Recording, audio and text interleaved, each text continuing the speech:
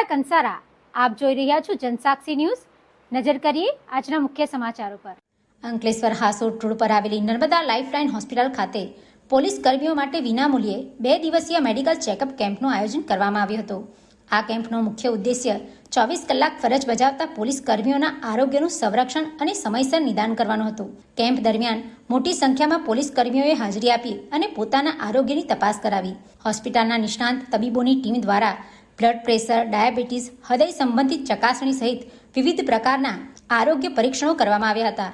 સાથે જ જરૂરી દવાઓ અને આરોગ્ય સંબંધિત માર્ગદર્શન પણ આપવામાં આવ્યું હતું। તબીબોએ જણાવ્યું હતું કે સતત ફરજ અને અનિયમિત જીવનશૈલીના કારણે પોલીસ કર્મીઓમાં આરોગ્ય સંબંધિત સમસ્યાઓ વધવાની શક્યતા રહે છે, તેથી આવી પહેલ ખૂબ જ જરૂરી છે। પિન્ટુ મોદી, જનસાક્ષી ન્યૂઝ, અંકલેશ્વર।